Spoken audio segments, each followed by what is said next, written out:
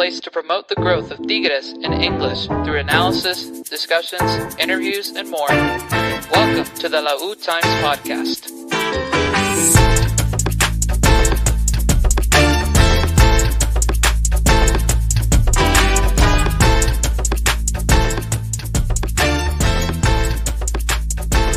Welcome everybody to another episode of the La U Times podcast.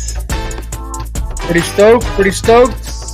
We're back talking Tigres once again in the middle of the World Series, representing the 8th town. Obviously, the Astros haven't made it out or haven't been a couple years now, but we're always repping. And I got some of the crew tonight.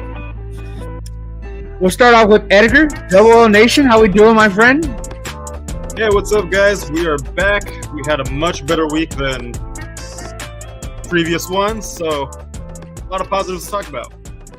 Yeah, dubs are always good, bro. It's like it's always better to correct anything and everything whenever you're winning. But I feel like I still have a lot of questions for Paunovic, so I'm sure we're gonna get to it. Alfred, not in the H. Back in Nashville. How are we today? Yeah, they're kicking my butt over here in Nashville, but I'm repping Tigres up here. I wouldn't agree with Edgar. Much better week. A better week, yes. Much better week. We're still having doubts, huh? Paunovic is still leaving lots of things on the table that we gotta entertain. And lastly, rival foe, but very flashy and sporty tonight. Producer Dennis. What's up, friend? How are you? Hello. I am live from Monterrey as I am spending my last few hours here. I have to be at the airport at 3 a.m, but we'll leave that for a few hours. He was the lucky guy, I mean, he was the good luck for Tigres. He was a good luck charm. Bro, I was telling my abuelo, I've been 6-0 in games that I've attended this year.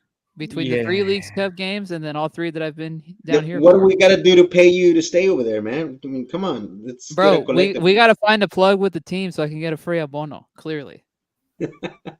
Yeah. Also, gotta rep the new gear. I have lots of new gear, but I'm showing off the jacket because, seriously, y'all, if you don't have this jacket, what are you doing? It's worth the expensive price tag. And we're officially sponsored by Ipura. Sorry. Okay. Unofficial. Tell me, since you're showing off tonight, tell me about this Originals collection. Tell me about the fit, the price, conversion, and all that. Well, if you can get it down here, it would be better. Just because, like, this jacket is like about $120 US dollars. And if you buy it from the Tigre Tienda in the US, it's another $25 on top of that because of the conversion rate, and that's not including shipping. So you're gonna end up spending almost $200 on this thing. So if you can get it down here, that'd be great. But it fits really well. I really like how this goes with like a lot of stuff, and I can wear like something like long sleeve under it and be totally like fine. I got some of the new practice gear, like pair of shorts. Got the other jacket, the other blue jacket that just came out. That's a lot tougher of a find to get because of how popular it is. But the rest of the Originals collection is like pretty well in stock. Like the hoodie looks really great. The shirts they got plenty of those. Not a lot of love for the pants, I think, but they all look great. Like when you see them in person, it's like, oh, it looks really good. So, and I got a discount at this, so I really can't complain. Those pants remind me of those like 90s pants. Oh yeah. You know, the whole fit, it's like very 90s. Is this the best time that we've been fans in terms of merch? I feel like there's just so many options. Yeah, I mean, I've just spent I don't even know how much I spent the last week. Like, depends on your perspective, it's the worst time for our wallets. Yeah. Yeah. $300 on just all this stuff, not including all the stuff we just spent on Dick's Sporting Goods like last week or 2 weeks ago. So I was gonna say, like, both of you guys are wearing different gear that I probably didn't really grow up purchasing, like t-shirts. I don't recall Tigres releasing many t-shirts in the past as they had the last probably 3 to 5 years. That jacket, obviously, that's the Originals collection that, we're on the second year. Even your jersey, Edgar, like that's obviously a different type of blue than normally what we typically wear. So I feel like merch options, the only thing that they're lacking is hats, and I'm always upset about it. It took me a long time to get used to how fitted hats like baseball caps fit. And so for the longest, I always bought snapbacks, but I don't really wear snapbacks very much, and so I prefer the fitted cap. And I feel like they just slack so much. New Era doesn't release as many cool designs as when they did when they first started releasing hats. They're trying to be too edgy. Yeah, Yeah, like you just trying to do too much, man. Like keep it simple. Like keep it within our brand. I feel like you don't have to do very much. Like you can put out any type of merch, just like basic, and it'll do well.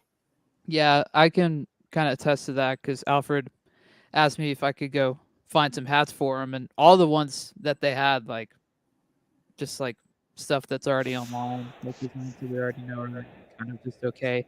The only thing that I noticed that was different was like there's a blue Tigres hat that has like the current logo, but then on the side it's got like a random patch that they made with like the tiger claw like ripped through, and it says "Siempre comparables" or something like that. But it's like that's it. Like that's the most creative you can get. I don't know. It's not that big of a fan. So Yeah. So, all right. Well, let's get to it. Before we continue dreaming about all the money we're going to be spending on all this merch. Edgar, you, as always, put a wonderful outline together. You said you didn't do a really good job, but it's always great, man. It's really cool to read because then it's like, even if you didn't really catch the game, like myself this weekend, I didn't get to catch the entire game. I was speaking with Alfred about it. I heard it all, and I can hear, and understand that we're in the same sort of spot that we have been in the last few weeks, even though I didn't get to watch very much of the play. But obviously, reading and catching up with everything you put together is fantastic. So why don't you start us off? Top of the segment for Tigres episode. Yeah, absolutely. We're going to start with the Tigres versus Pachuca recap. Los Incomparables returned to the most passionate stadium in all of Mexico last week after two rough losses on the road. Tigres hosted Club Pachuca for match day number 14 with a guest of honor in attendance. This special clash of talent was the perfect occasion to honor a legendary idol whose retirement has still left a void in the starting 11. El enano más grande, Damián Álvarez, was inducted into the Ring of Legends just before Tigres would bounce back and return to their winning ways. With more rotations in the mix, the BCG was part of the kickoff crew that opened up the scoreboard in the evening. Bruneta locked in the first goal of the evening in the 10th minute, but the lead was short-lived as Pachuca equalized with a goal from Elias Enrique Montiel Avalos.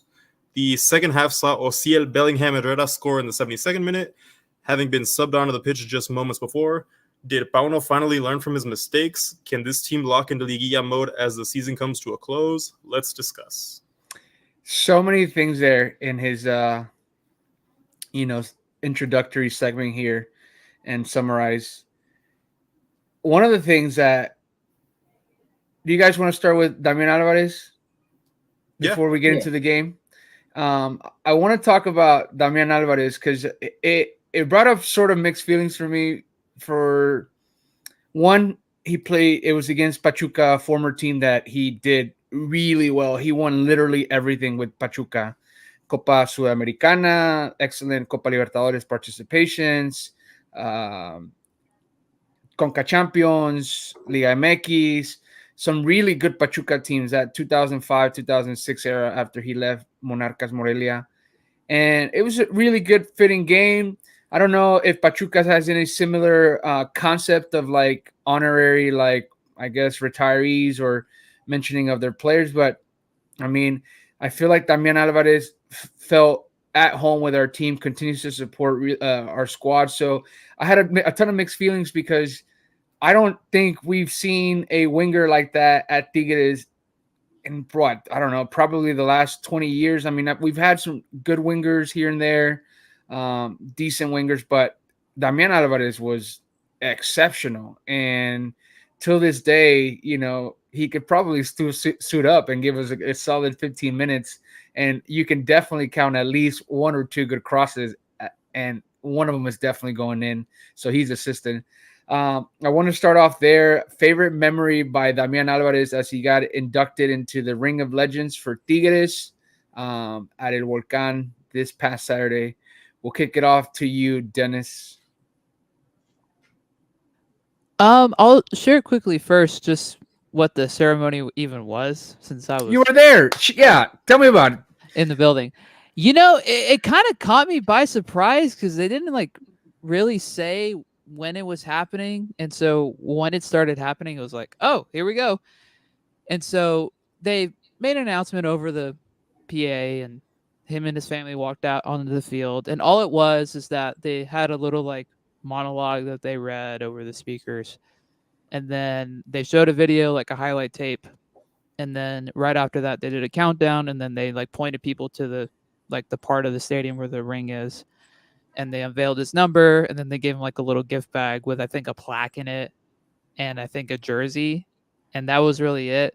So like just like an okay ceremony. It wasn't like, super like highly produced or anything like that, but it was fine. It was a cool moment, but I feel like it could have been a lot more hype considering, his status within the club.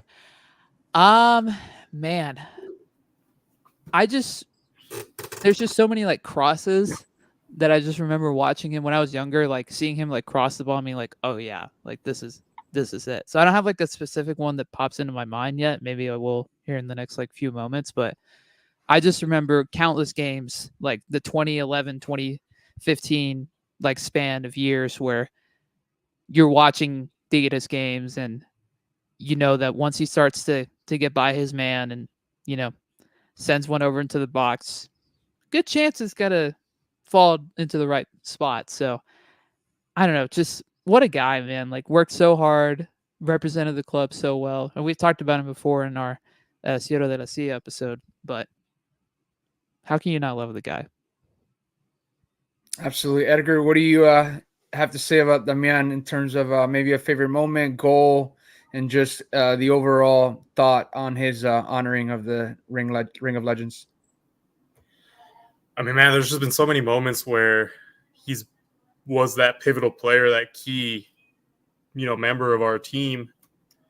What resonates with me the most was just that 2011 season where we were champions. I mean, I think without him, we wouldn't have gotten to that final, without a doubt. That whole season was phenomenal. But just my favorite moment with him was the Final Regia, where he retires. He goes out like a legend, lifts the trophy in his last season, championship season. What more could you ask for? And it was the perfect close to his career. 100. Yeah, that's definitely it's a picturesque moment for our club history, rising to lift that trophy, especially beating Rayados at their house. Alfred, what do you think?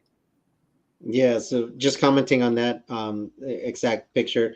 Damian was on with Bello, I don't know if it was last week or the week prior, and he mentioned that in his home he has that same picture, I guess, maybe from different angles or different photographers in 4 different places at his house. So it's like, oh, heck yeah. Yeah, obviously it's important to him because it put basically the cherry on top to his career. And if I wanted to go back and remember, there's plenty of goals. He obviously scored the goal against Santos in the first leg in the final in the 2011.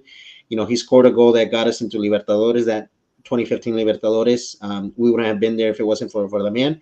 And there was plenty of other goals, but there is one, and I hope my memory doesn't lag me. Maybe somebody can correct me if I'm wrong, but I think it was against Pachuca, where he pretty much dribbled right down the end line and then just dribbled past the goalkeeper. Like he literally just hit the ball from the goalkeeper and then just walked the ball into the goal.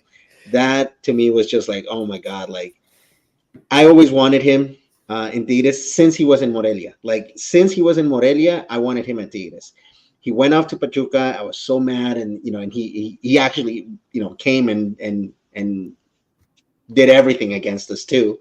But once he joined Tigres, it was one of those moments where I was like completely happy with one of the signings that we had because it was somebody that I truly believed that had the talent, and he did. I mean, he did everything for us. He brought us glories that we never had. Yeah, I recall the goal that you're talking about. The only thing I can't recall if it was Liguilla leading up to that 2011 championship. I think the final score was like 4-1 in that game. Lucas Lobos Yeah, also scored a goal, and he scored I think the last one of was it against Pachuca though? yeah, it was against I think so, Pachuca. He right? he didn't celebrate. He ran towards the bench, and Yeah, he stood. He looked up, and I'm sure he was looking for his sons to celebrate. But yeah, that goal was incredible.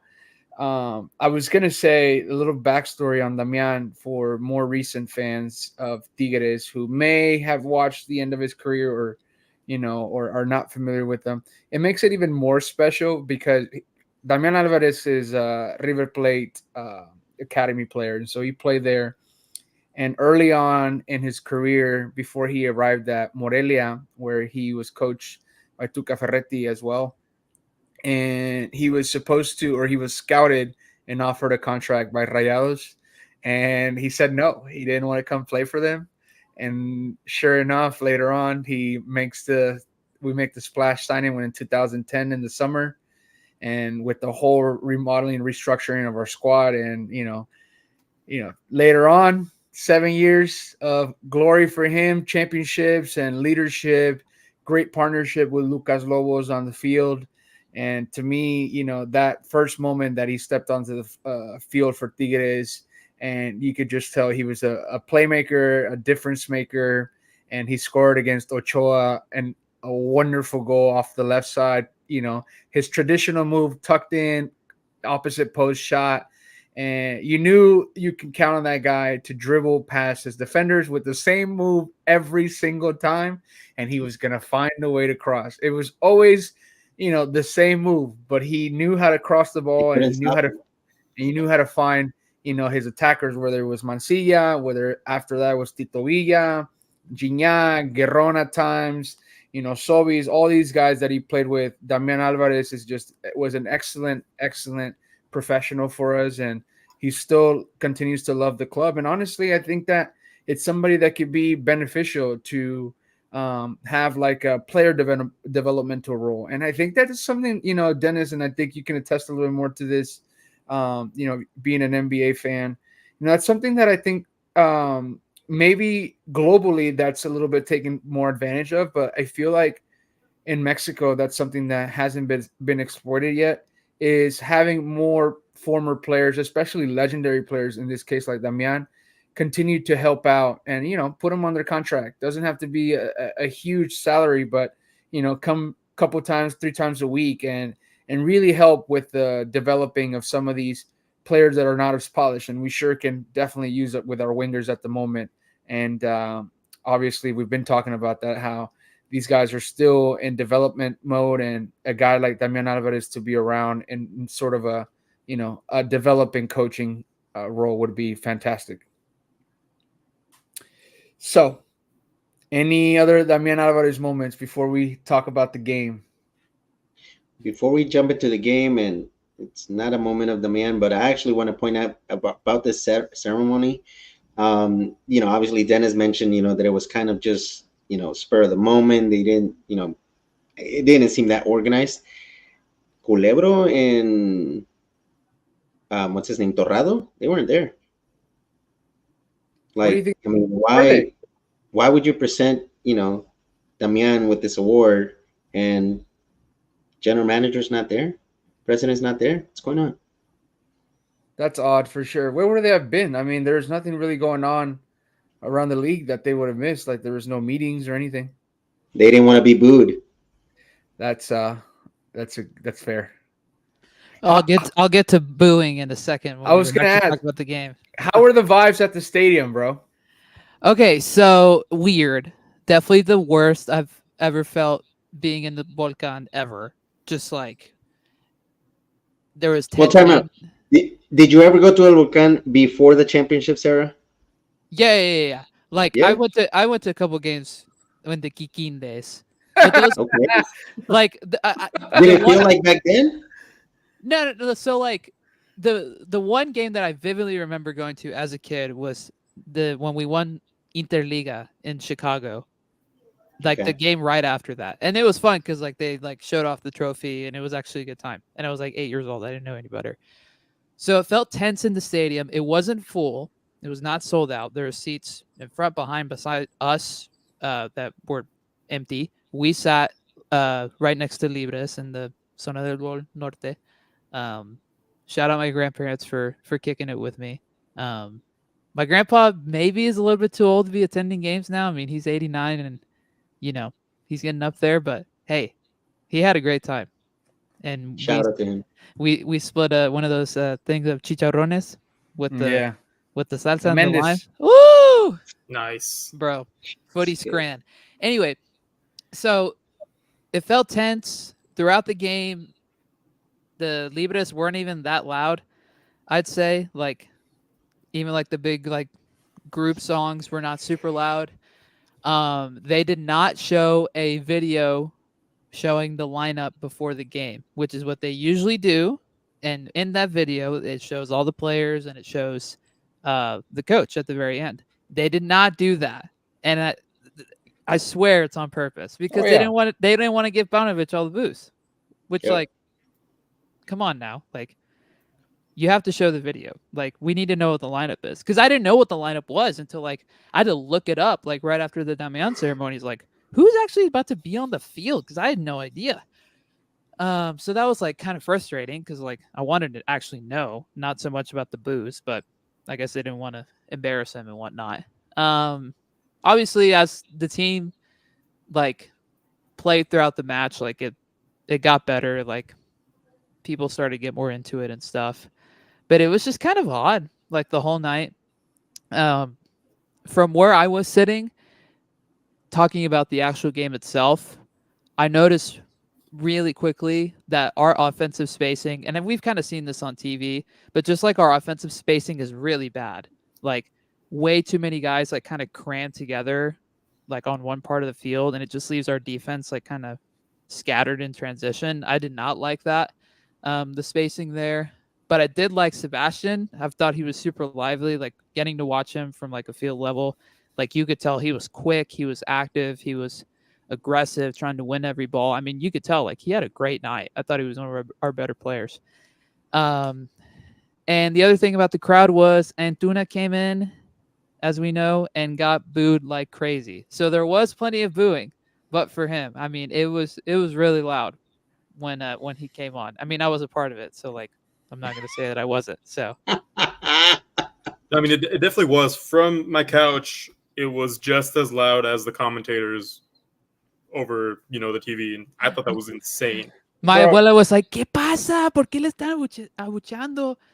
No te Dennis, preocupes, ha estado Dennis, help mal. us out. Like, how was that boo? Why don't you do it right now? Ooh!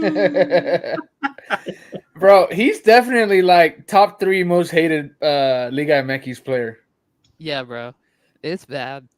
I think it's Gignac, Henry Martin, and Antuna. Except Gignac should never have any haters because he's just better than everybody. But I guess that's why he has haters. Yeah, exactly. Antuna is just for the wrong reasons, though. He's just above. Bro, I want to defend the man just because, like, you don't win scoring champ just by accident, and you don't get the starting nod under 2 coaches by accident with the national team. I just don't think he fits with our squad, and it's part of like I think it's obviously coaching, but I think it's also like player specific skills. In this case, he needs more space. I don't think the possession game that we play to play out wide and have the wing. The fullback overlap, drop back benefits him. He needs a ton of space so we can take advantage and then potentially cut in towards either a pass to the back, a shot, or even a cross. And I feel like we really haven't seen anything from him that indicates that he is a good fit. I think ultimately, yeah, he's definitely been horrible for us. He's had 1 assist in 8, 9 games now. 9 games, I think. And obviously that's terrible. And I'm not necessarily defending him because I think it's also his form. But I also don't think that the coaching, like whatever you want to call it, um, lineup changes instead of calling it a system, benefits him or anybody, for any reason. I think that's why it's hard to find anybody besides like Nando, Gorriaran, Gignac, because he has scored a goal. Nahuel having either saves, or Pizarro and Joaquim doing excellent in the back, are a good player every game, because we don't really stand out unless it's on an individual effort. You're So giving up too many excuses for Antuna, man. yeah, no, I'm not defending him. I said he's been horrible. Would you have booed him at the stadium?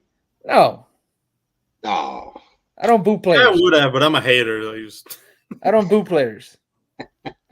At the end of the day, the man's wearing my club's jersey, and if he sends an assist, like, what am I gonna do? Boom! Like, not cheer? Like, I'm shouting. So I just think he's not a good fit. I think he's not a good fit, and his form is bad. So again, I'm not kind of necessarily. reminds me of Kikín.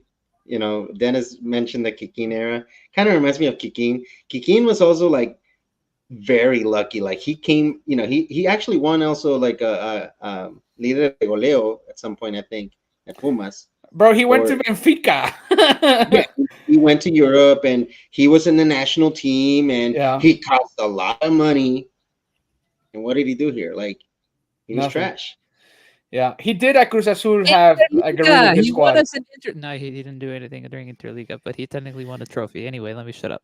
I mean, I just, like I said, I think he needs space. I don't think he's gonna get the space in this system. So I think the problem is that, like, I don't know if you can move him. Like, what team is gonna take him after this tenure that he's had with Tigres? Like, you're not gonna offload him at the end of the season. You probably have to keep him another season, maybe if he does well, in order for him to be marketable. But if not, we're looking at another Luis Quiñones story where he's just gonna ride it out, and he's just gonna be here for the vibes. He's gonna be here for the vibes to hang out with Cordova. He's gonna be here for the vibes to hang out with Angulo, the vibes, all the Mexican national players that we have. And ultimately, that does not do us any well. In the past, I probably would have been like, he's Mexican, he doesn't take up a foreign spot, but he's taking up Marcelo's minutes, and he's taking, some of Ociel Herrera, obviously, and Lainez's minutes, even though that's even hard for me to say out loud. But ultimately, I think that with everything he's shown me, he's in the way. We should see if Man City wants him back. He was their player. Maybe a trade for a certain Ballon d'Oro winner. You could send him to Girona, have him play in Spain. Come on, who says no? Well, let's talk about the lineup. So Nahuel Guzman, questionable, obviously, with the last 2 games against Mazatlan and Rayados, giving up 6 goals. I don't think, especially in the Mazatlan, were all necessary on him. Rayados, we can definitely debate that. Out wide, we had Aquino, Pizarro, Joaquim, Angulo, traditional back line. In the middle, we had Carioca, Nando Herrera. And then offensively, another set of rotations. We got Cordova, Lainez, Bruneta, and Andre Pierre. Alfred, initial thoughts on Bruneta making an appearance once again with Sebastián Cordova, and Lainez being the winger of choice over Ociel Herrera. I've said it many times in this pod. Bruneta is the guy that needs to show up. And if we're being truthful, throughout the season, he's had a bad season, and he's at many times just been the worst player in the field in terms of intensity, in terms of energy, in terms of desire, attitude. I just feel like, even somebody, everybody else who has, less skills than him, have shown at least a little bit more attitude, better attitude in the playing field, and he's got the skills, man. We know that he's got the skills, but it just felt like something was wrong with him. We don't know if it was personal. We don't know if it was infield. We don't know if it was with Pauno, but he was just off. And we were all hopeful. We wanted him to be in the lineup. We wanted him to play with Cordova. We want that BCG, and we want him to succeed and to get goals, get assists. And he did get his goal, and I'm glad for him. And I hope that it's a confidence boost, and I hope that we get some consistency out of him now, and we're able to see him now, in the next few games, still start along with Cordova, because I still believe that those are our two best, offensive mid players. So it's all on him, though. It's all on him.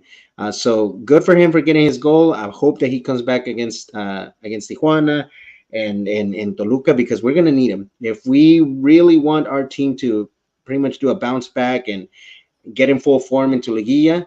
We need Bruneta. Yeah, I feel like if we're gonna make some noise in Liguilla, especially with the inconsistent season and subpar form that we've had under Paunovic, in Liga MX, it's gonna have to be on his shoulders. I think that we're gonna need, a similar performance to Cordova to ride it out, to ride us out to a championship. But even just if we don't win the championship, for us to even compete against, the Toluca or Cruz Azul, which we will face here in the next 10 days, or a little bit over 10 days, we're gonna need Bruneta to be the best player on the squad, and I think that he's capable of it. Obviously, he's shown it at Santos Laguna. He had some flashes under Siboldi, but I think that he's going through a bad, I guess, form, and then obviously the team has had its ups and downs. Edgar, what do you think about Bruneta and the lineup selection? I know you've been a big advocate for the BCG. We got it. How did you feel about it? Overall play from the squad, and anything that surprised you about Paunovic and his lineup changes? So I'm not making excuses for Bruneta. I don't think it helped having Linus as part of the combination there, but Hey, he didn't have a bad game. yeah. Who are we talking about? Yes. So I think Bruneta did have a better performance than what we'd been seeing. I mean, obviously he scored a goal, looked a little bit sharper than the dull knife that we've gotten for the majority of the season. So I was comfortable with that. Like I said, I think having Linus there wasn't a favor to him, but I think really that's my biggest complaint about the lineup. I'm happy with Linus' performance. I think Marcelo definitely needed to play. Yeah, what's up with that, man? Like, it seems like Marcelo's just being pushed out. You know how we felt like at times with Siboldi, where because we had some, obviously Chuy Garza, Miguel Herrera used them, and then Diego Coca used them, a bit, and then under Siboldi, he was kind of pushed, casted to the bench, and having a less of a role. I feel like the same thing is going on with Marcelo now. He's just not being chosen, and I don't know, man. I feel like we are all obviously not head coaches or haven't had any coaching experience, but like there's so many people that watch, and this kid's got talent. And I mean, I feel like 15 minutes, he's definitely deserving of 15 minutes.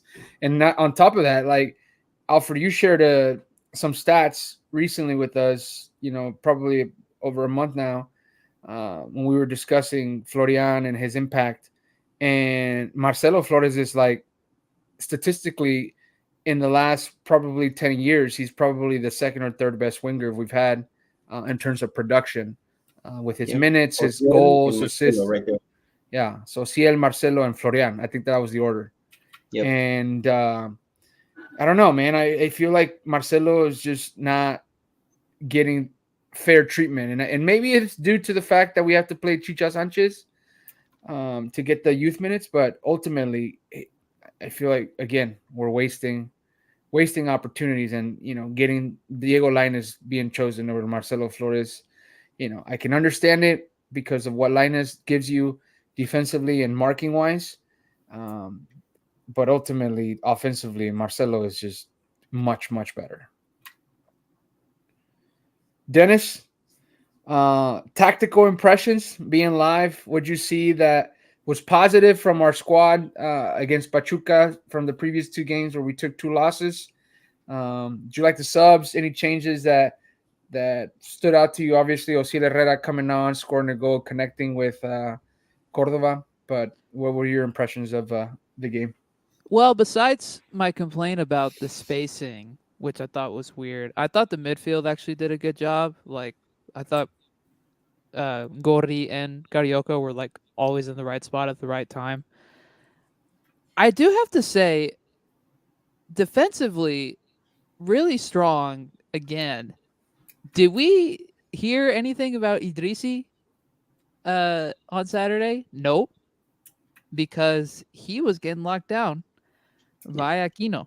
And I thought Angulo was a monster. I mean, if you put anybody else on the left side that's not Linus, we could have scored a ton more goals because Angulo was getting in the right spot offensively time and time and time again, especially the first half.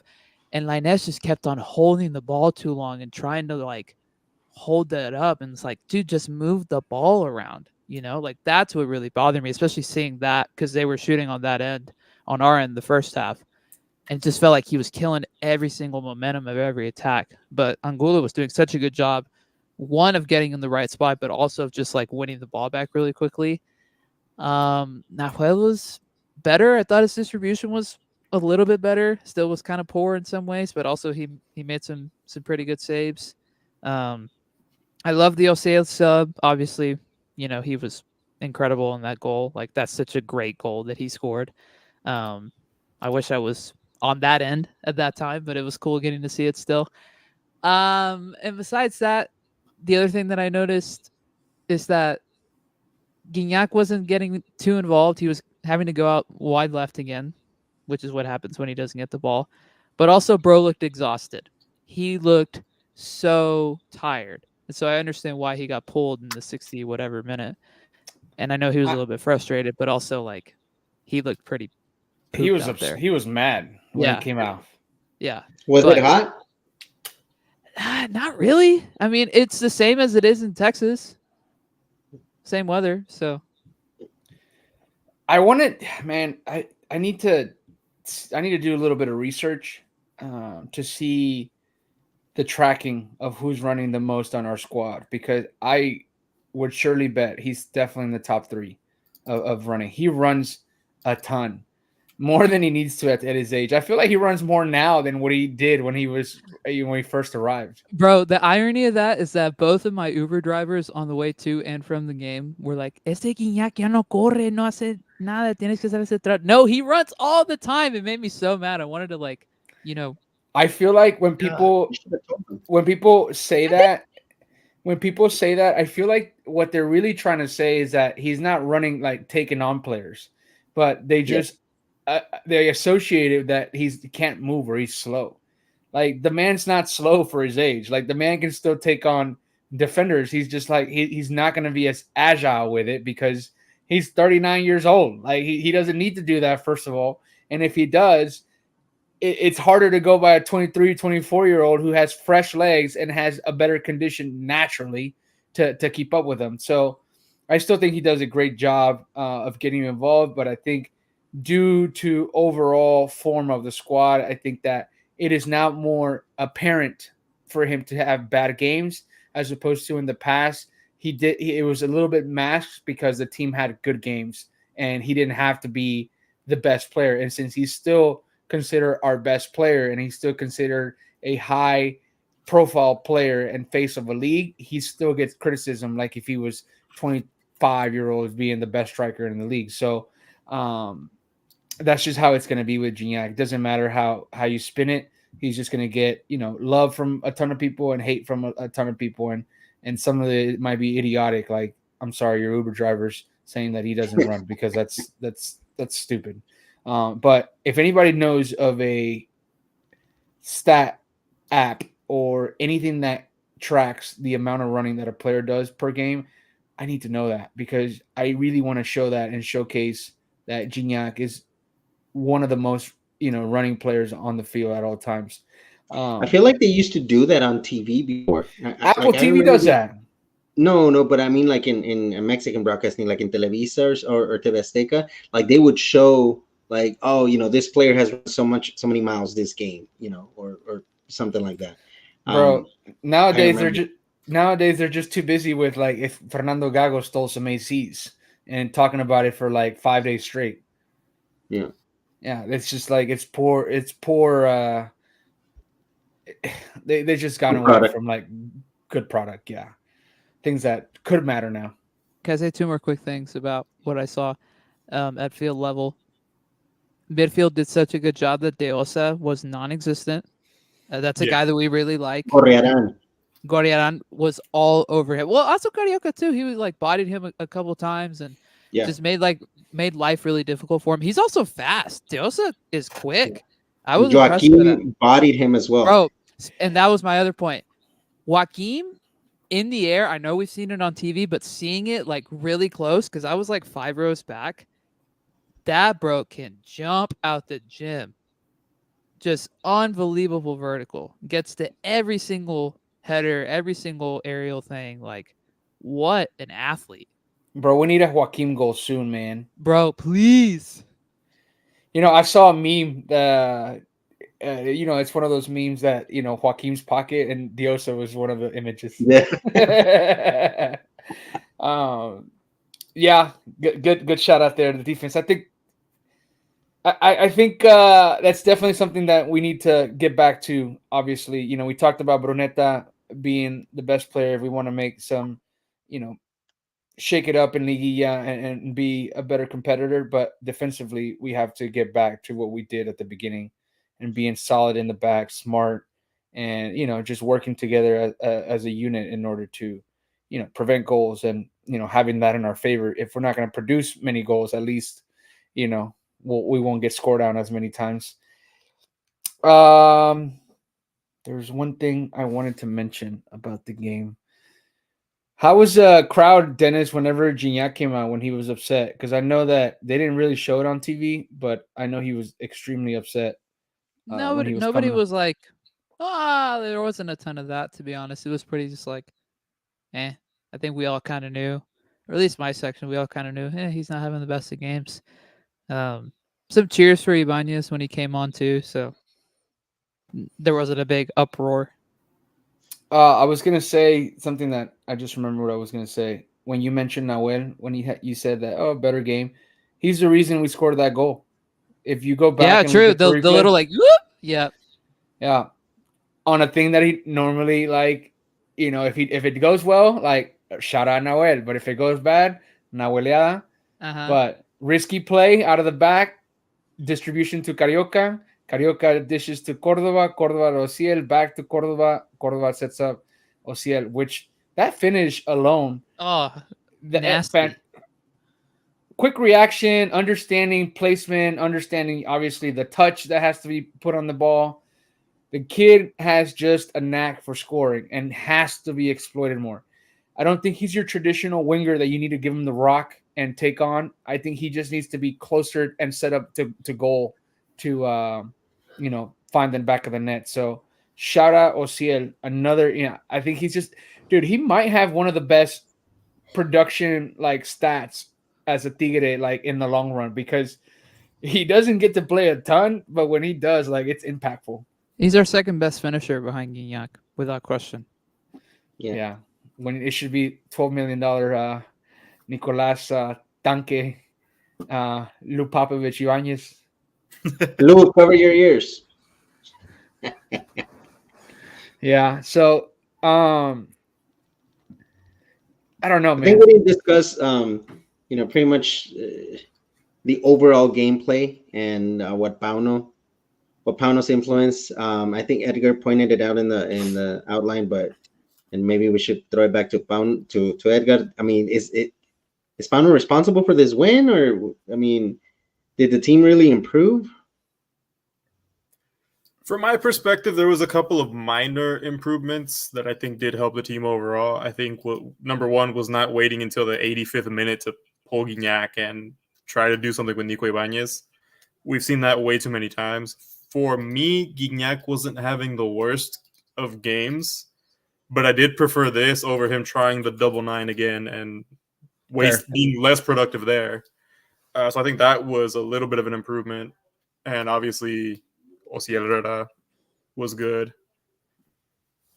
What's I don't understand his like persistence with like making late subs like that. Whether we're winning or not, like a player's not going to change the game in 5 minutes or 7 minutes or even 10 minutes. What is that? What are you showing me? I'm showing you the times of when they came on. I'm proving your point. 85th, 85th, 90th. And that only happened because of Aquino's red card, which I totally forgot about. Yeah. What, dude? What was Aquino thinking? That was weird. That was his Nahueliada of the season. Bro, but he never does that, though. I know. Like, even watching the replay, like, that was extremely dumb. Especially when you know you got a yellow, like, it's, I mean, at least from my understanding of the rule, that's an automatic yellow. Yeah. Especially when it's, like, intentional like that. No, yeah, there's definitely no defending him there. I mean, he screwed up. So, I know we're going to get into that as soon as we touch up on Tijuana, but that's a fine, right? Like, they get fined for that, especially those type of red cards. They get fined regardless, but those type of red cards, I think that they should be fined or penalized more. How much influence, I know you just mentioned it, Edgar, how much credit do we want to give Paunovic on this win on a 1 through 10 scale? We'll start off with you, Alfred. I'm not the one to start with, man. No, I mean, bro, just give it to us, bro. So, I mean, tell me, realistically, did we see offensive production where you can say we were generating opportunities based on the football, that we were displaying? No. The Bruneta goal, it was, it came off of a mistake from Pachuca, like we stole the ball, right? And I don't know who gave the assist to Bruneta, but it was a great assist. It was placed, as he was running, and he had a good shot. I mean, from outside the box, put it in the corner away from the goalkeeper. Like, it's all on him. Like, there was no collective effort, or it wasn't even like we were in on attack, And then the second goal, I mean, that's just genius play by Cordova and a genius shot by Osiel. So to me, we're still winning based on individualities. Mm-hmm. If we want to give Pauno any credit, maybe I would give him credit for not starting with a double nine.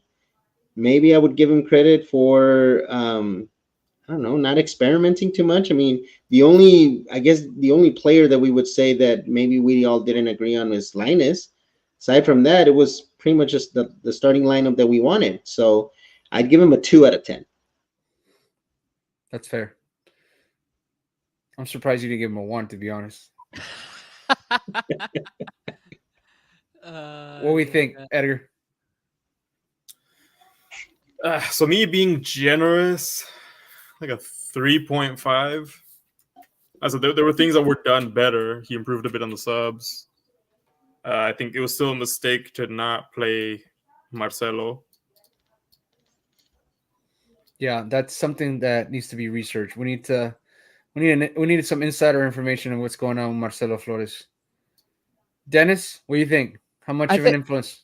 I think a 3. If anything, the people that willed the team to a win was the midfield. I thought that Rafa and Gori's like physicality, like the way that they set the tone in that, and just like weren't gonna get bullied by Deosa specifically, and even the defense not getting faced by Rondon. I think that ultimately is what carried us. Just like kind of realizing, hey, we need to pick ourselves up from a crappy last 2 games, and also they're gonna be annoying, and let's not like get caught off guard by that. And I thought they did a great job of that. backline and Do we have a defense stat on the midfield. possession? Yep, I can look it up in like 2 Because seconds. I feel just my perspective was Pachuca had the ball a ton.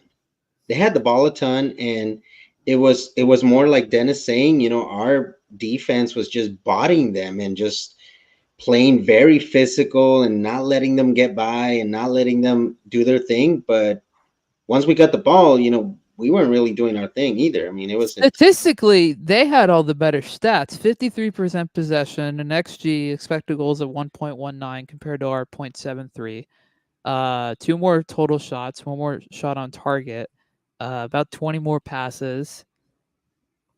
Yeah, I mean, you could say that they should have won or they should have done something better, but really, it felt like their chances were not that threatening. Oh, and the Yankees just blew it open. It is now If our 10-4. XG is that low, I mean, if we got a .7 on the XG, but we got 2 goals, that means that basically these are hard goals that weren't expected to be goals. Yeah, that OCL goal, I think the XG on that was like really, really low. That was Right. the XG on OCLs was 0.02. So proving your point, it was individuality. And I was gonna the Brunetta was 0.10. Yeah. I was gonna say it. Those stats remind me of the similar game that we had in Austin in the Leagues Cup as well. I think Pachuca Yeah. played us, very well in that game. I think that they didn't have, even though they had the stats. I didn't think that they had as good of a flashes of better play that they did in the Leagues Cup, where we were able to win it in the end with Marcelo Flores, a guy that's not getting playing time, scoring the winning goal. Yeah. I'm leaning more towards that range of like 2 to 3 as well, just because he finally gave us Cordova and Bruneta, and that's something that I wanted to see now for a while.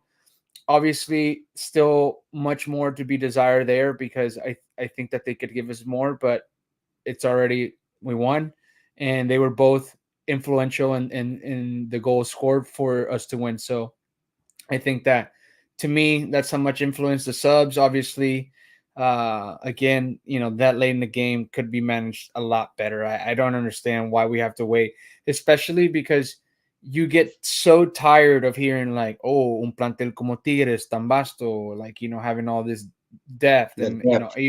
I even know I don't necessarily agree with it, but like, we obviously have a ton of names, and, it's something that you need to just take advantage of more, man. Like, especially if like your forte as a coach has been to rely on stats and rotations and minutes of players, like distribution, like, you would think that that would have more of an influence on being more precise in game managing, especially understanding what the other team is giving you advantages and when they're not, and the type of players that you have. Because if you look at the bench, we might not have the bench that we used to have, but we have very different qualities and skill sets on the bench that can be used a lot better than we have been using in this whole season. And like I said, maybe, it goes back to what I said. We were just extremely teased at the beginning, and I, was very excited of this man arriving to our club, and ultimately has been proving me wrong every game that goes by. And so we'll see what the next game entails, and that leads off to our next segment, which is you, Mr. Double O Nation. Alrighty, up next we have Cholos versus Tigres. This week, Tigres has another tough challenge ahead as they visit the doghouse to face off against Los Cholos de Tijuana. Unfortunately, some key pieces will not make the trip, as both Angulo and Aquino will be unavailable due to accumulation of cards and a red card, respectively. Can the team that was once the best defense in the league walk away with a win, or will there be heavy consequences to pay on the road again? Let's discuss. Chicha, I'm gonna kick it off to you, Alfred, because you've been very persistent on this topic for quite a bit some time. We have 90 minutes left for us to fulfill the youth minutes rules imposed and mandated by the league. Chicha Sanchez has gotten the starts now, several games, and there's 3 games left in the season. This up one against Tijuana this Friday seems like the most favorable out of all the 3 that you would rely on Chicha Sanchez to start. So Does he start in this match?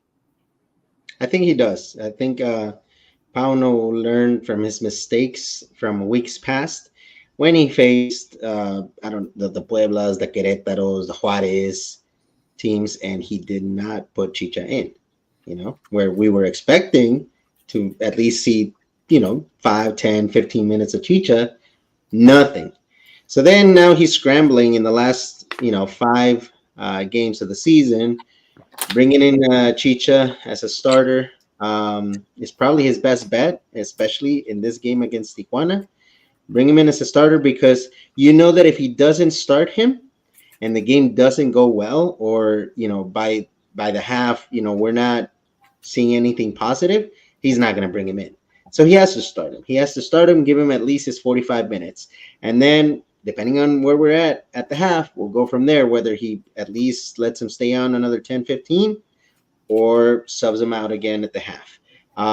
But that being said, I still believe that he will struggle to find a way to bring Chicha in the last two games against Toluca at home, because it's another home game. I mean, we just had a home game against Pachuca. Chicha did not see any minutes. Yeah, that was very surprising, man. So another home game against Toluca, which is an even tougher opponent, second place in the standings, they're scoring like 4 or 5 goals on every opponent. What makes us think that he's gonna put in Chicha in that game? So that would only leave the last game against Cruz Azul, which is the leader, to give him his last 45 minutes. So I don't know. I don't want to say at the end of the season, I told you so, but it looks like we might be losing 3 points. Bro, and I feel like that might be the most beneficial thing for us as a club. Yeah, because it's a fireable offense for Pauno. That means that during a 17-game stretch, you did not know how to plan correctly and manage a squad that has the third or fourth highest wages and money, in terms of spending power, and you were not able to fulfill your duties of what is expected to lead a club that has championship pedigree players, star or upcoming star players, and then the one thing you had to do was follow this rule, and you couldn't manage it throughout 17 games. Unbelievable, especially when you had the head start with the Mexican youth national team minutes that he received from starting at the U20 games. So that just would look bad.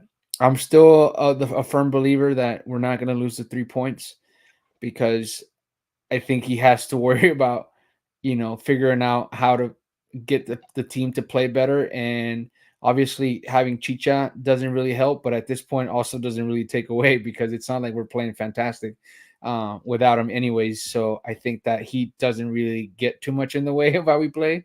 It might be just more of we know that other players could use those minutes to get more acclimated or have more confidence as we finish off the season. So Chicha Sanchez, just poor management by Paunovic. Edgar, I mean, what do you think? Do you think that, we'll see any more rotations, as far as, obviously, Alfred talking about Chicha, but, maybe playing, the type of field, turf, Friday game at Tijuana, we typically don't do well in that stadium. Do you think that's a game more for Nico to get the start and have Gignac come off the bench, or any other rotations that you foresee happening with this game against Tijuana? So obviously there's two that are mandatory. Without Aquino and without Angulo, we're expected to see Osvi and Chuy Garza in the back line. Hopefully with still Joaquim and Pizarro, who are the better defenders that we have available. Would there be another option where we don't put Osby? If Aquino didn't get suspended, no. Yes. I mean, but if we have Chuy Garza, we have Pizarro, we have Joaquin. I mean, can we move Joaquin maybe to the left, fit in Reyes, or can we move Reyes, put in Reyes? I mean, I honestly I don't trust Osby. We could do a back line of three, but with Pizarro, Joaquim, and Reyes, and play Linus and Chuy Garza as fullbacks. I was gonna say Linus makes the most sense to play as a left back, just in general. But not in a line of four. Has Yeah, to be a not- line of three. In line of three, unless we want to bring in the other Brazilian on our team that we haven't seen in a while, Samir de la Premier. Just kidding. Or No. Purata, Mr. Scored 2 goals. No. 2 threes. I think at one point in time, I don't know if it was with Tigres or with Atlanta, I've seen him play left back. I'm not gonna say he's good because he's Don't give barely any got- idea, Oscar. No. I Stop. was gonna But say if you're asking for other options. he also played. He also played defensive mid, and he scored like a goal behind midfield when he was at the U20. So we could plug him I'm in sure he there. started as a forward when he was 6 years old, bro. Like, let's put him in. Puratovic, bro. You gotta believe. We give so many minutes to Linus, might as well give some minutes to Puratovic too. He's gonna do the same amount of things.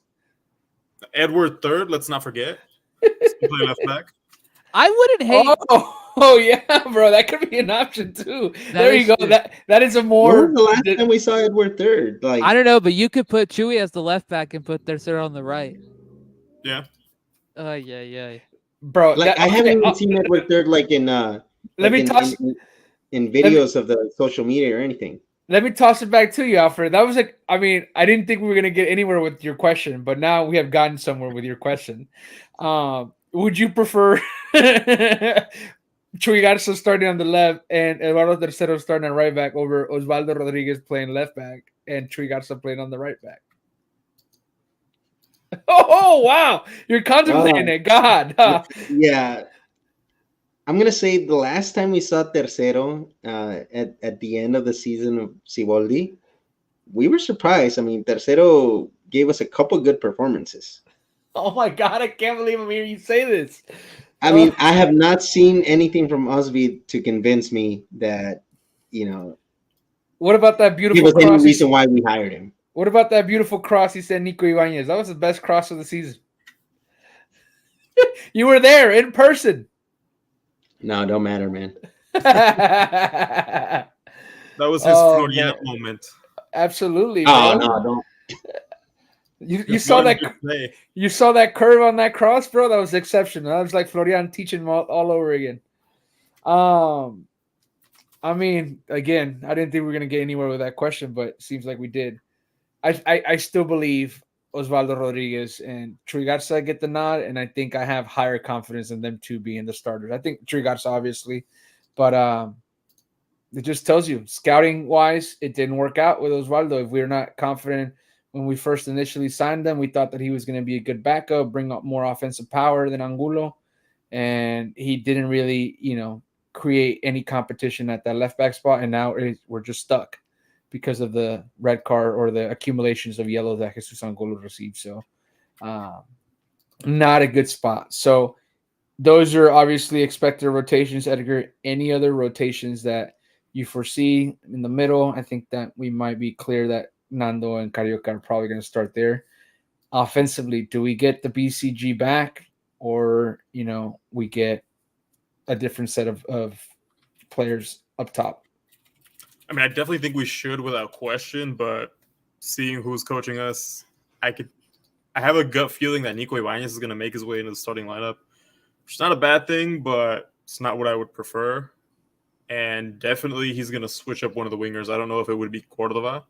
I have a feeling it would be, just because he seems to be favoring Linus a lot lately. And not that anyone wants to hear this, but I could also see him playing Antuna in place of Cordova. That's actually something that I can entertain and follow. I think that we talked about Chicha probably coming on forcefully because of the rules. So I think you go Chicha. I think that he gives Brunetta and Nico, and I can see Antuna only because it's turf and you can play a little bit more of the long ball and get away from the possession game. And so, we talked about it at the beginning, or at least I talked about it, where I was saying he's not a good fit, and maybe a game like this could be a good fit because you moving and possessing the ball on the turf, especially. I mean, we've always struggled. Like historically, we've just struggled so much at that stadium that it might be more beneficial to start Antuna, but it's a toss up, right, Dennis? I mean, I feel like we could get Ociel and Chicha, and then Brunetta and Gignac, or Brunetta and Nico. So what do you think? What are you thinking about this match as far as lineups? I think Nico's gonna start. I just have a hunch, like within me. Obviously, Chicha will go. I would like to see Flores get some minutes too, like starting. I know he's not trusted right now. Honestly, I think a lot of that has to do with the fact that he gave up one of the goals essentially in the Mazatlan game. Let's not forget that. Like he basically turned the ball over on that first one, and I think that's maybe why he didn't see the field at all on Saturday. Um, man, Good point. I don't know. Like at this point, nothing will surprise me anymore, and I'm probably going to be more frustrated than I am not. Um, for youth minutes purposes, I would like to see Marcelo and Chicha play the wing, so that way even Marcelo can cut into that a little bit. But I don't know. I don't know if it'll actually happen. Yeah, it's tough. God, I don't know if I feel like we're back to the Piojo Herrera days of so much uncertainty, but at least we knew what we were getting on the pitch in terms of players because we knew the lineup the day before. Oh, interaction. I was about to say, where are viewers at? Where are y'all's comments at? But look who shows up right on time, Mr. Edgar, saying start Chelo and Chicha. We You are know, one and the same. low key, Edgar always has like really good takes.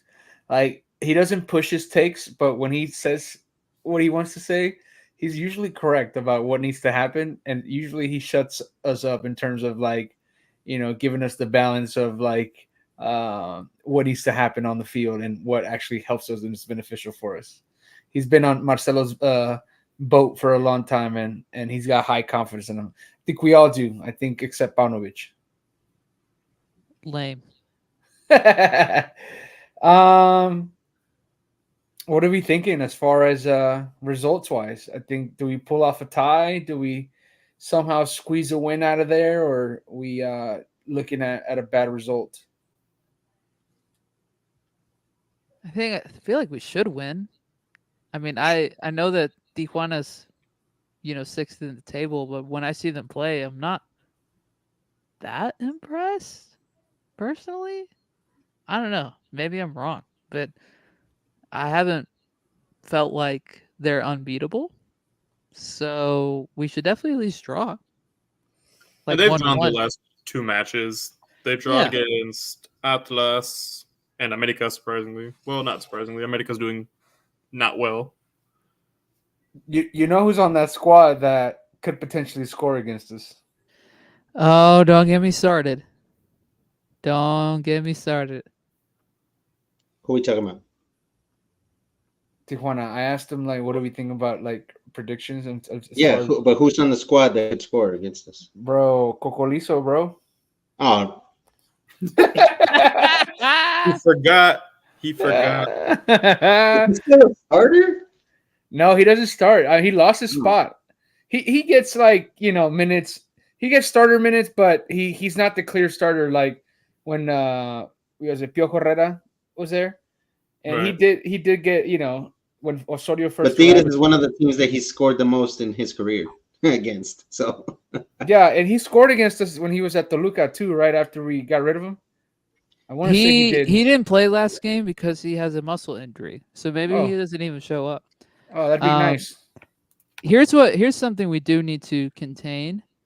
For as far as Cholos go, this guy Emmanuel Reynoso, he just came over from Minnesota and MLS.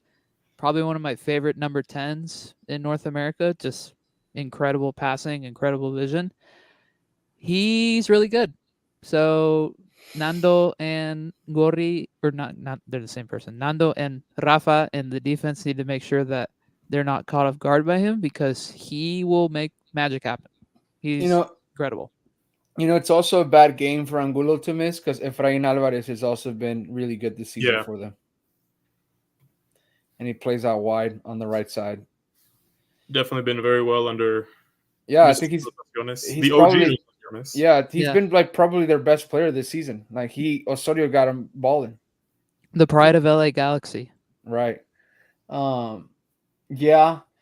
I think I was talking a little bit to Alfred about this before we started recording. I think that realistically, you squeeze out a tie against this team, and that's the optimistic result.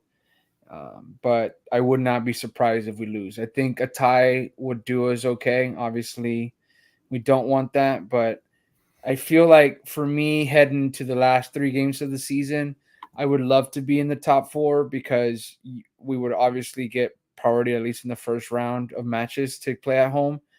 But nothing has demonstrated to me that it really is favorable for us. So I think at this point, you write out the best results and maybe not get embarrassed to finish out the season. And, like I said, pull off a tie and then you prepare for that Toluca match, which is a quick turnaround. It's a heavy, heavy, heavy calendar these last 3 games. We have Friday against Cholos, Toluca Wednesday, and then Cruz Azul Saturday, if I'm not mistaken. That's a lot. So, Yeah, getting a tie would definitely be almost like a win in this situation because of the players that we're missing. With Angulo and Aquino, which are key in our lineup. Because of the rotation that we must have by putting in Chicha Sanchez, we have to. Because we're on the road, we've never played well in Tijuana in their turf, ugly turf. Yeah, and we haven't been playing well at all. So if we get a tie, honestly, it's the best result that we could possibly get. Yeah, we might celebrate like Rayados and treat it as a championship. Dennis didn't give us his prediction, so I'm thinking tie. You're thinking tie. Edgar, tired, dub or loss? I think we win, but it's going to be narrow. 1-0. Okay, I could see that too. 1-1. 1-1. 1-1 as well. Yeah, I like the 1-1. Yeah. Oh, hold on. Look who's arrived. Woodsy! All the way from across the pond. Across the pond. Hello, City. lad. A fellow Tiger, a fellow fan. That's right. Edgar saying 1-0 win. All right. Yeah, I like that. Prove us right. Both Edgars are onto something here, showing optimism for us as we close out this season with some tough matchups. I wanted to highlight before we move on from the men's something that I came across in terms of the team itself. This will be 20 consecutive seasons, and I know obviously we do 2 seasons per calendar year. 20 consistent tournaments of Tigres making it to Liguilla. We're the only team to do that, or at least the most amount of tournaments consecutively to qualify for Liguilla. What do we feel about that? It's a good sign to have, especially with a lot of inconsistencies coaching wise. After Tuca, I'm not going to say everything went downhill, but everything felt very inconsistent when, you have Piojo doing well and then flopping, Coca 180ing after 5 games. But we still haven't lost our rhythm. We still haven't lost our way. And I think that's a really good optimistic sign. Yeah. I think it goes back to what maybe Lou and some of the other fans still believe, that almost like we're still in the Tuca era, where the regular season, they're just they're just Cruising. passing through. They're just, they're gonna kick it. They're gonna go into stride it once they get into Liguilla. Um, I don't believe it's that way still. I honestly think that we're in bad shape. And to be honest, it's just this entire season, the entire league, aside from Cruz Azul and Toluca, it's been bad for everyone all around. So I believe we're lucky that we're in third place. Many games we probably wouldn't have even won if it wasn't for, like I said, individual appearances, individual performances. So that being said, it feels good to be the team that currently holds the record for most appearances, most consecutive appearances in the year. Yeah, because even though, again, inconsistencies like bad form, bad coaching at times, carousel of coaching changes, um, it's still a pretty good thing to accomplish. And it shows that the team, and that's obviously, like you mentioned, due to the the talent as well in the league, and the production of other teams. They're still there, right? Like other clubs that you would think, like America has had, some more major drops in their form. Obviously, not as recent because they're back-to-back champions, but the other teams as well. So it's something really cool to also highlight that 20 consecutive seasons we've been in Liguilla, and we somehow always find a way to make it there. You know, we're at top of the table at the moment, but realistically, we're not a top of the table team.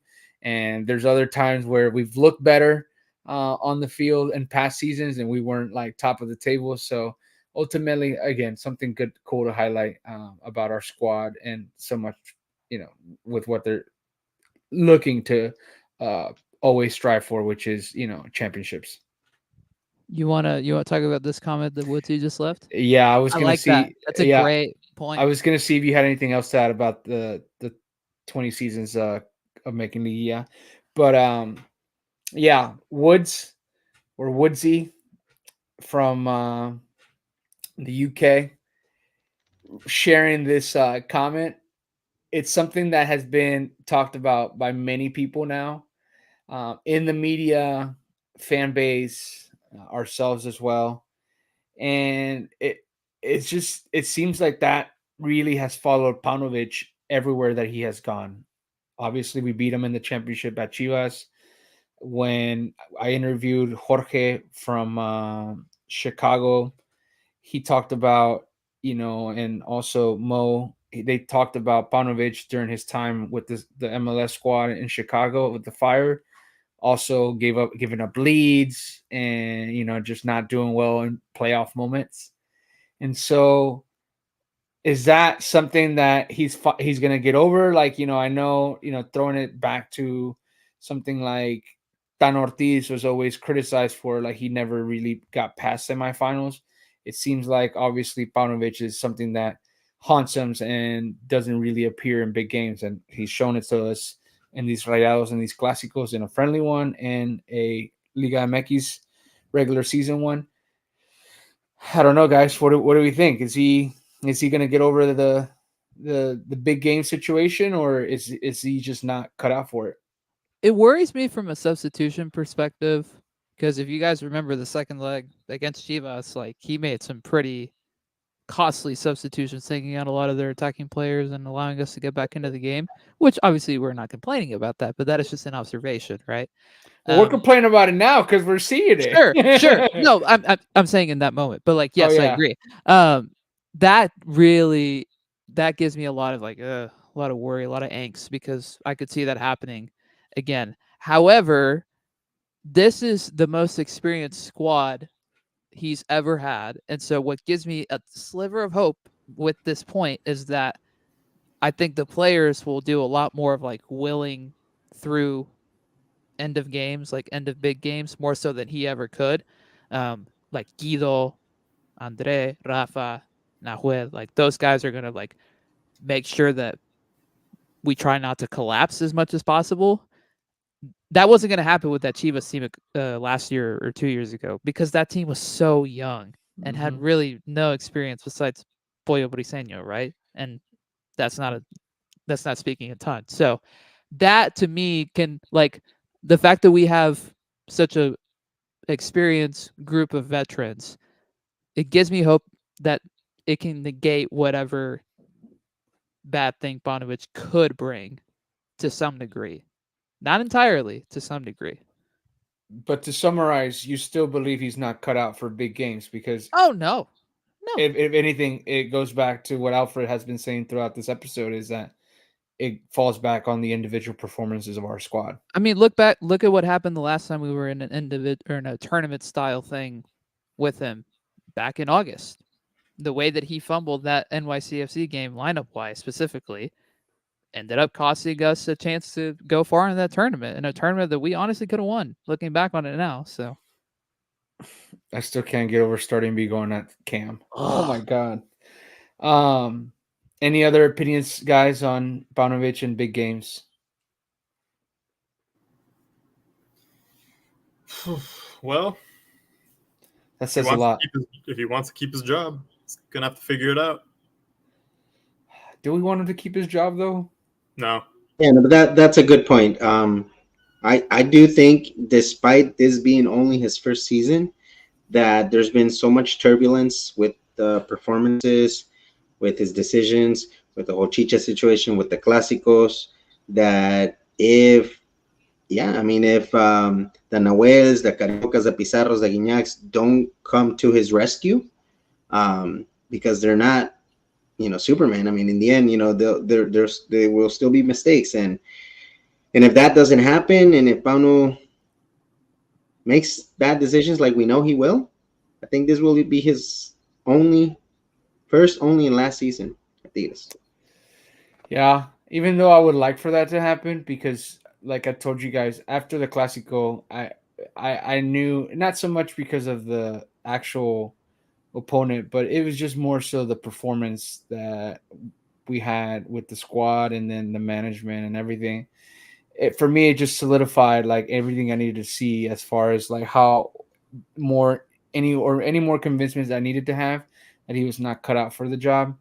My only concern that, or I guess maybe not a concern, I guess splash of hope for on his end, for him to continue is like our board has hired now 5 coaches in a span of 3 years, and I don't know how much more they're willing to go through that again. And so, like, I feel like they may write it out.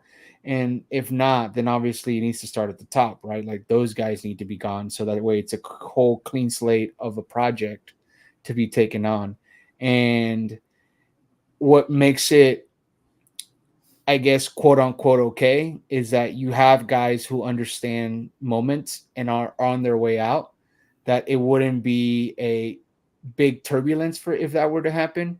It would just more be of a turbulence on the board side of all the failures that you have accomplished. But I think on the pitch itself, if Bonovich were to leave, in a month and a half from now when the season's over, or 2, it wouldn't really affect what goes on the pitch because I think we still have players that can push through that moment, like you've talked about, Dennis. So it'll be interesting. Yeah. I feel the Liguilla will be because of our vets if we get far, and Bruneta. I think if our vets and Bruneta, for us to stand a chance. Defense, obviously, getting back to solid performances. Closing out this segment, Cruz Azul is in first place with 37 points. Wow. Toluca, 31 points. Tigres, 27. Rayaditos, 25. Tijuana, 25. Pumas, 24. Atlético San Luis, 23. 8th spot goes to Chivas at 21. America at 21. He just had a ton of injuries. And then 10th spot goes to Atlas with 20 points. That can literally change in the next 10 days or 12 days. Which is why we can't lose those 3 points because of stupidity with the youth minutes. Yeah. Yep. Agreed. If you were in Cruz Azul's spot, I mean, Cruz Azul can afford to lose those 3 points. We can't. If we lose those 3 points, we'll have at least 3, if not 4 teams jump us. And what could be interesting too with that Cruz Azul game is that depending on where they are, if they've clinched first spot by then maybe they don't come out as strong, and maybe that's another game to play Chicha, because then it's like, well, like we need to get a result, but like they're not going to try. I don't know. I feel like that's another opportunity where that could happen. That's what I told Alfred before we started recording. I think that best case scenario, you tie against Tijuana, you open up the scoreboard against Toluca and just have like offensive match, because I don't think they're good defensively. So you attack Toluca, and you probably could win, in a 3-2 match, maybe a 4-3 match, giving up goals because you want to attack.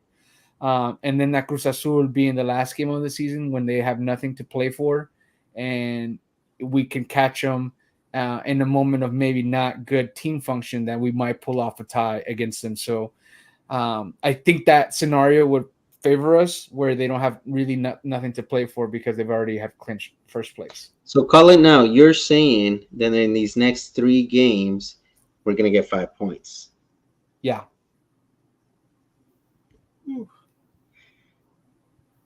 If I'm being optimistic, I say 2. You think we take tie against Tijuana, tie against Toluca, loss against Cruz Azul? I want the tie against Tijuana, but it's going to be tough.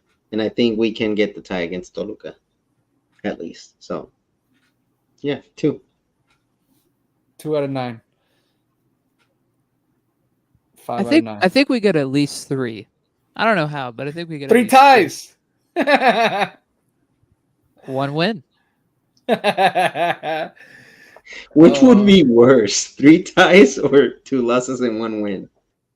Oh man, at this point, dude, I feel like the 3 ties maybe just shows that you can't even like compete, and you have to write up. But I don't know, the 2 losses would just be more in line with what we've seen all season. Right.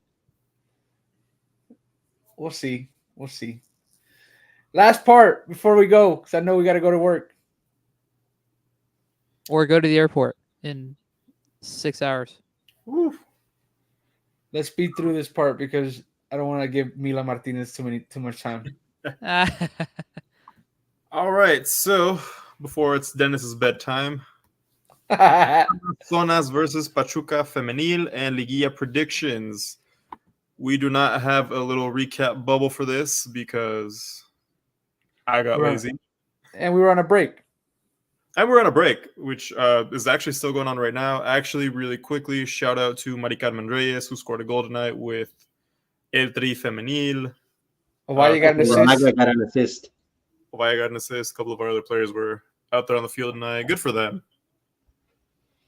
I do have a topic, but I see that that's the last part of the bullet point, so I'm going to get to that.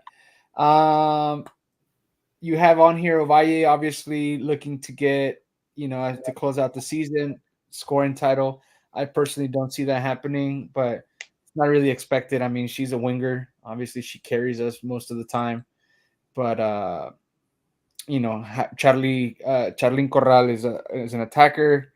Solorzano is also an attacker, meaning, playing forward positions. So I think that they probably ride out the competition between them two to see who wins it. Or we might have a magical performance by La Maga again. And maybe scores 4 goals in the game and gets back in it or takes the lead. But I don't see that happening. So, but still a solid performance on scoring wise. As a reminder, this is the last match of the regular season. So yeah, tough. But hey, third spot as a left winger, scoring that many goals. That's right on point with Hawaii, obviously, but still worth the note. Edgar adding Tembi scored against England today. That's awesome. Yeah, and I read a rumor that Ana Cesa will be starting tomorrow in Portugal. Oh, she's not injured after all? I guess not. So we're 1 point behind first place Rayadas. How did that happen, man? We were like coasting. Like, even though we were playing bad, we were coasting in first place. I mean, who cares? We beat him in Conca. It's true. I think maybe that complicated things where it really shouldn't have because we have the depth. We just don't have the management and structure organization wise to manage both tournaments. But if I recall correctly, we were the first team to qualify to Liguilla, and now we're in second, potentially third. What is where does the other team stand in the standings? Where does America Femenil stand? I think America Femenil is in fourth. Third. Third. So we got Monterrey with 39 points, Tigres with 38 points, America with 37, and Pachuca with 37. Wow. Oh, okay. Talk Yeah, about a which is why close. this match, against Pachuca is twice as important. I mean, if we tie, basically, we have America is probably going to go above us, knock us down to third place. If we lose against Pachuca, then both of them will go above us. So America plays Atlas, so that seems like a favorable win for them. Mm-hmm. We play Pachuca, like you said. Monterrey plays Tijuana, which they are in 8th place, and they have something to play for. They want to make sure they. I mean, Atlas does too, so that might be a good matchup for America as well, because Atlas is in 9th place. So 8th, 9th, 10th spot. Well, here, I'm going to read it to you because this is something actually worth noting.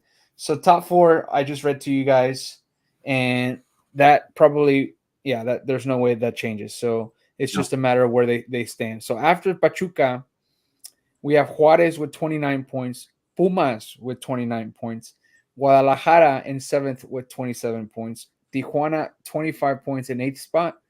9th spot goes to Atlas with 25 points, Querétaro 10th spot with 25 points. So we have a 3-way tie right now for 8th place in terms of just points, not obviously goal differential. And then Toluca could also squeeze by depending on result with 23 points. And Chivas could even be knocked out depending on the results. That is a great finish to the Liga MX Femenil season. And we talked about it a few weeks back that they should have played all at the same time like they did back in the day. Right. Yep. Especially on the women's side, because like on the men's side, obviously we talked about that day on that pod that, TV rights and like commercials and all that stuff. But on the women's, like sometimes they don't even stream the games or show all the games. So Yeah, it probably No would have lot. been, it would have been a little bit more favorable to do that, and added a lot more excitement with all these YouTube links that people watch on at the same time. That would have made some really complicated things to watch all these games. I want to move to this last point because, Edgar has on the outline. Jenny Hermoso was at the Balón de Oro award ceremony where she was given the Socrates Award, which is basically I sort of understood like it's a humanitarian or a global leader of the sport, what she does obviously on the field, but also as a leader and just someone that people look up to off the field. And obviously, shout out to her. She's obviously a player that has done a lot globally for the sport.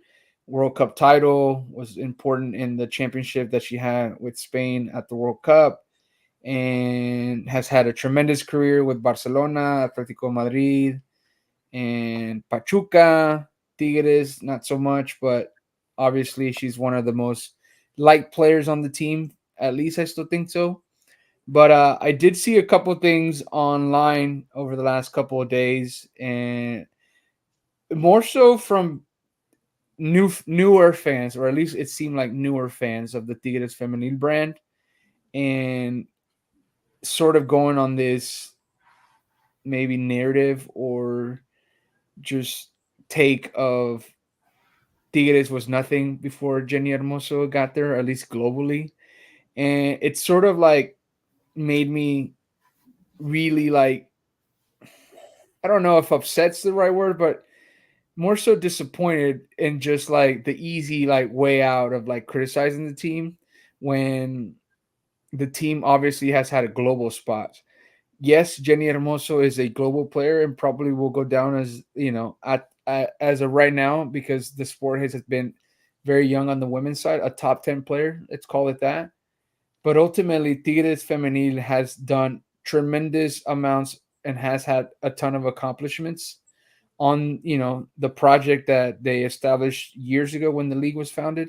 And I felt like it was really unfair to criticize the club on that end for one player, which if the player is the player that she's capable of being and skills set that she would have a lot more production on the field. And I know that there's a lot of things going on obviously at this stage of her career. She has got a lot of off the field projects. She's got a lot of you know things that she has to do for national team competitions.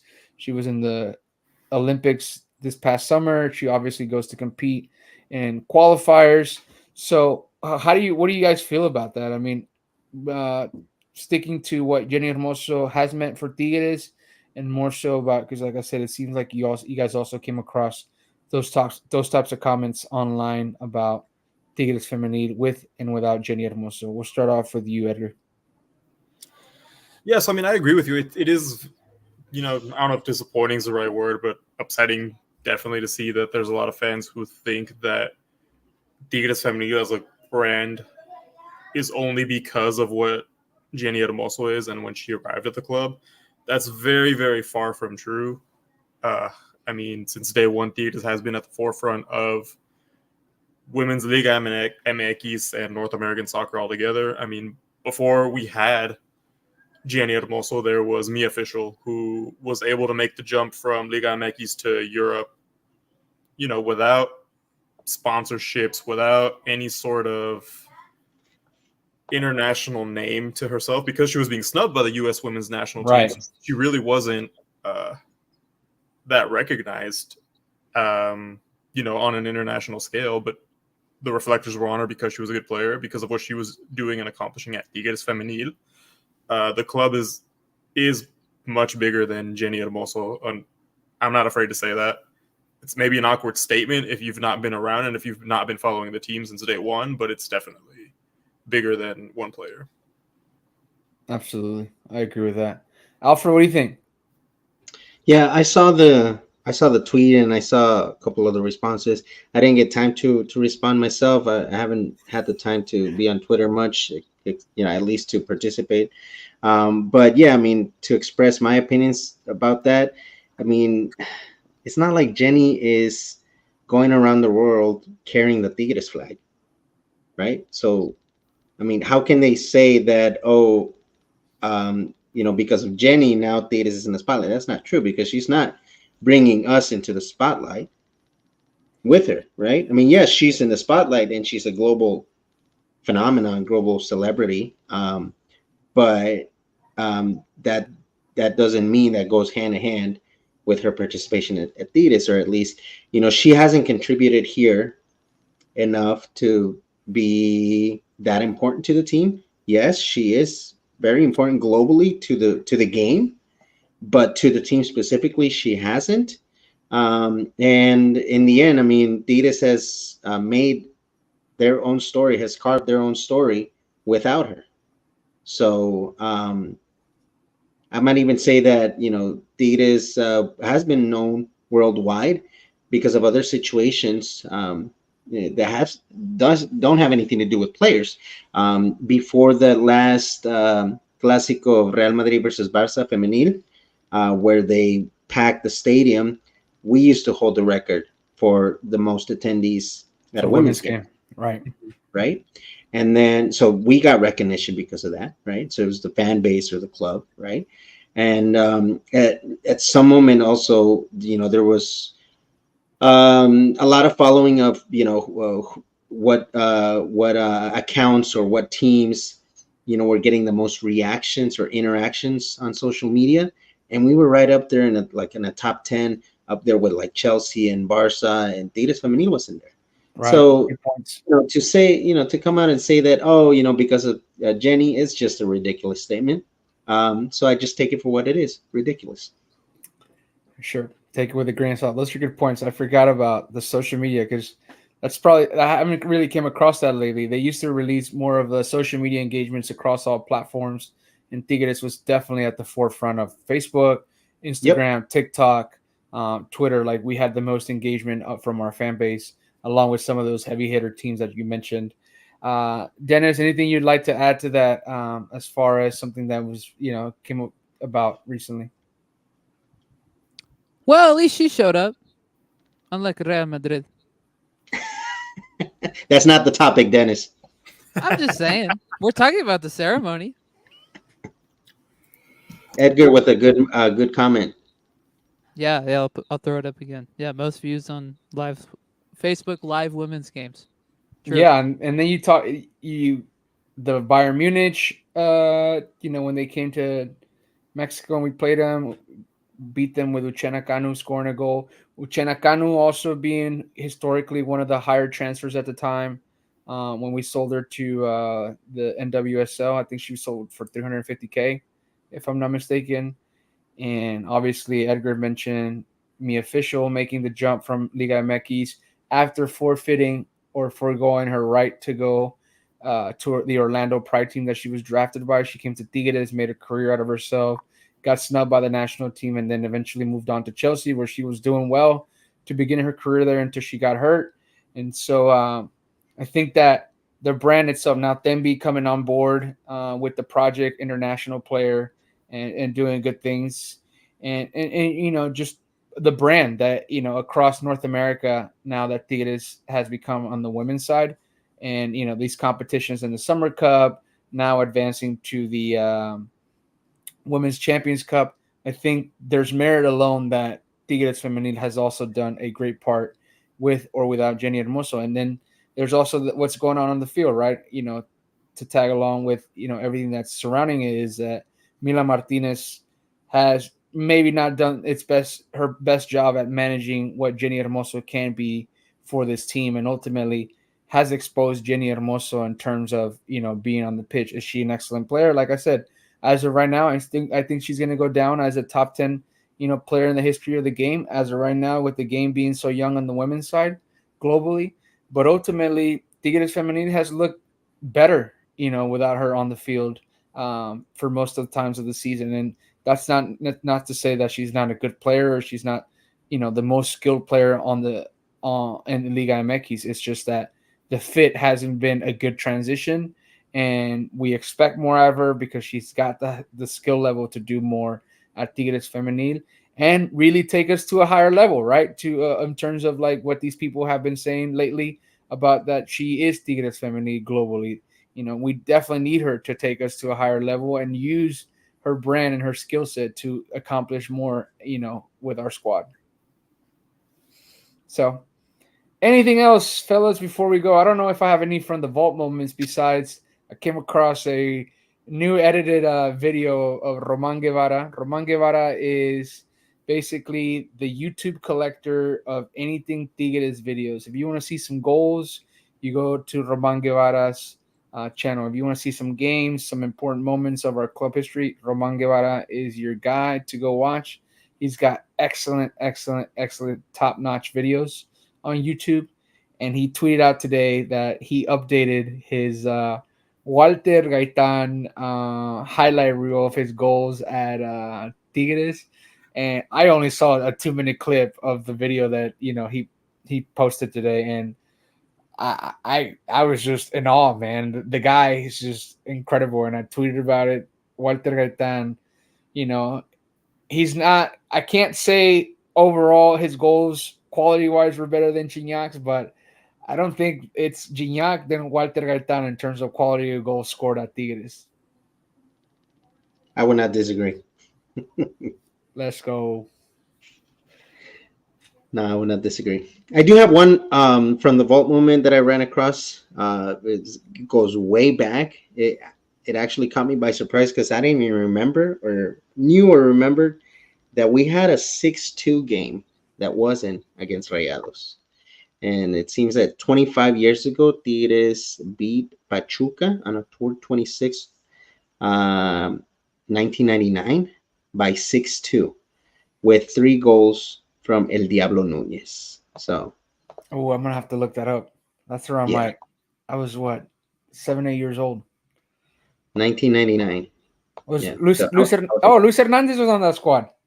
Yeah, so Luis Hernandez also scored. So it was three by Diablo Nunez, Luis Hernandez, and then two other players, which I can't recall who they were, Villalobos and Yeah, Lobos. J.A. Gomez.